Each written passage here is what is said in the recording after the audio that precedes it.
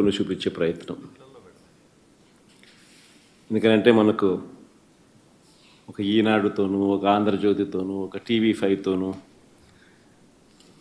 తెలుగుదేశం పార్టీకి సంబంధించిన yellow media సామ్రాజ్యంతో కూడా యుద్ధం చేస్తూ ఉన్నాం. కాబట్టి మన వర్షన్ ప్రజల్లోకి సింక్ అయ్యే అవకాశాలు వాళ్ళు చేస్తూ ఉన్నంతగా మనది సింక్ కాదు. కాబట్టి ప్రజలకందరికీ కూడా రెండో వైపున స్టోరీ కూడా తెలియాల్సిన అవసరం ఉంది. కాబట్టి ఈ మధ్యకాలంలో జరుగుతూ ఉన్న కరెంట్ ఈవెంట్స్ మీద ఈ ప్రెస్ మీట్. రాష్ట్రంలో ఈరోజు దిగజారిపోయిన లా అండ్ ఆర్డర్ పరిస్థితులు, పాలనా వైఫల్యాలు, మోసాలు, అబద్ధాల మధ్య కొనసాగుతూ ఉన్న చంద్రబాబు గారి పాలన.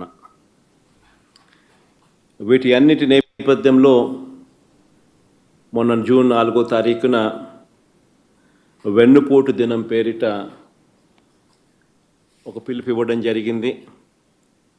రాష్ట్ర వ్యాప్తంగా కూడా ఆ పిలుపు మేరకు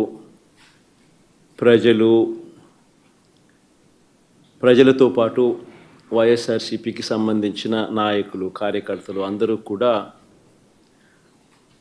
ప్రతి నియోజకవర్గంలోనూ పాలు పంచుకుంటూ ఆ కార్యక్రమానికి హాజరు కావడం జరిగింది. ఆ కార్యక్రమం ఎంత బాగా జరిగింది, జనంలో ఏ రకమైన స్పందన వచ్చింది అన్నది అందరూ కూడా మీ అందరికీ కూడా తెలిసి ఉంది. సంవత్సరం తిరిగే నాటికల్లా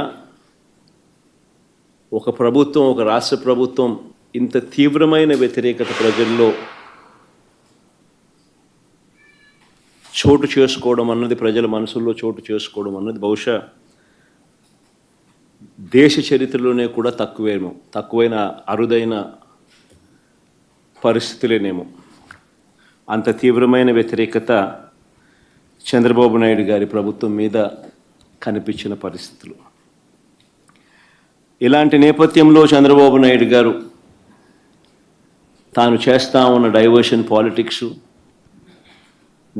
పాలిటిక్స్ నుంచే కాకుండా చంద్రబాబు నాయుడు గారి ప్రతి మాటలోనూ కూడా అసహనం కూడా కనిపిస్తూ ఉంది. అందుకే నియంతగా తాను మారి అణిచివేత అన్న పదానికి నిజంగా ఒక నిర్వచనంగా చంద్రబాబు నాయుడు గారు ఈరోజు తయారయ్యారు. నిన్న నా ప్రోగ్రాం కూడా పల్నాడు ఏరియాలో నా ప్రోగ్రాం కూడా నిజంగా ఒక కర్ఫ్యూ పరిస్థితుల మధ్య ప్రోగ్రాం జరిగింది. ఆశ్చర్యం కలిగించే విషయం, అసలు ప్రజలను లేదా మా పార్టీ కార్యకర్తలను పరామర్శించడం అన్నది ఒక ప్రతిపక్ష నాయకుడు చేస్తే తప్ప అని అడుగుతా ఉన్నా. చంద్రబాబు నాయుడు గారిని సూటిగా ఈ ప్రశ్న అడుగుతా ఉన్నా. ఎందుకు ఇన్ని ఆంక్షలు పెట్టాలి?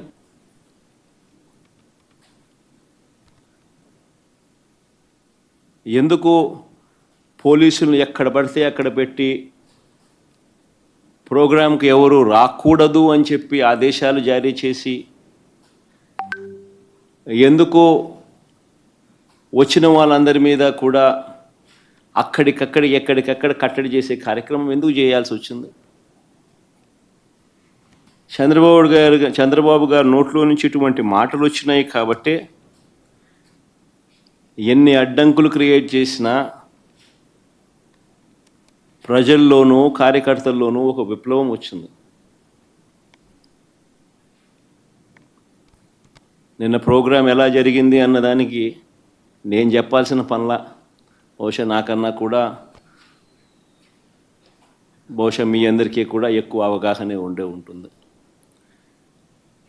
కానీ ఒక ప్రతిపక్ష నాయకుడు ప్రజలను కలవడానికి వెళ్ళినప్పుడు కానీ, లేదా పార్టీ నాయకులను పరామర్శించడానికి వెళ్ళినప్పుడు కానీ ఎందుకు ఇలాంటి ఆంక్షలు విధించాలని అడుగుతా ఉన్నా. మొన్న పొగాకు రైతులకు సంబంధించి పొదిలి వెళ్తే నిజంగా అక్కడ కూడా ఆశ్చర్యం కలిగించే విషయం. పొగాకు రైతులు కష్టాలు పడతా ఉన్నారు. పండించిన పంటకు గిట్టుబాటు ధర రావడం లేదు. అలాంటి నేపథ్యంలో 2 ఆత్మహత్యలు జరిగాయి పరుచూరు, కొండేపిలో. ఇలాంటి పరిస్థితుల మధ్య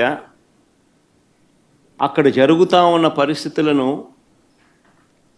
పరిస్థితుల మధ్య రైతులకు సంఘీభావంగా ప్రతిపక్ష నాయకుడు అక్కడికి వెళ్తే ఆ కార్యక్రమంలో రైతులు, ప్రజలు పెద్ద ఎత్తున పాల్గొంటే దాదాపుగా 40,000 పైచిలుకు మంది ఆ కార్యక్రమంలో పాల్గొంటూ ఆ ప్రోగ్రాం జరుగుతూ ఉన్నప్పుడు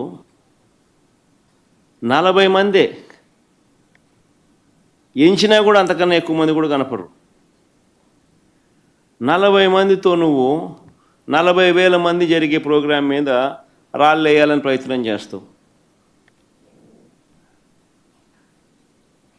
ఆశ్చర్యం కలిగించే విషయం అది.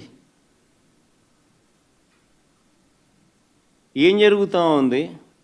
రైతుల సమస్యలు హైలైట్ కాకూడదా? రైతుల సమస్యల తరపున ఎవరు రైతుల తరపున మాట్లాడకూడదా? రైతులకు సంఘీభావంగా ఎవరు వెళ్ళకూడదా? రైతుల సమస్యలు అనేటివి ఎవరు పట్టించుకోకూడదా? 40,000 మంది ప్రజలు, రైతులు పాల్గొన్న కార్యక్రమంలో 40 మంది చేత నువ్వు డిస్టర్బ్ చేయాలని ప్రయత్నం చేస్తావు. ప్రయత్నం చేసి ఇంకా రైతులు, ప్రజలు సమన్వయం పాటించారు కాబట్టి 40,000 మంది 40 మంది మీద పడలా. ఒకవేళ పడుంటే పరిస్థితులు ఏ మాదిరిగా ఉండేదో నేను చెప్పాల్సిన అవసరం లేదు. ఎవరైనా ఊహించుకోగలుగుతారు. 40 మంది చేత గొడవ నువ్వు చేయిస్తావు, ఉల్టా రైతుల మీద నువ్వు కేసులు మళ్ళా పెడతావు.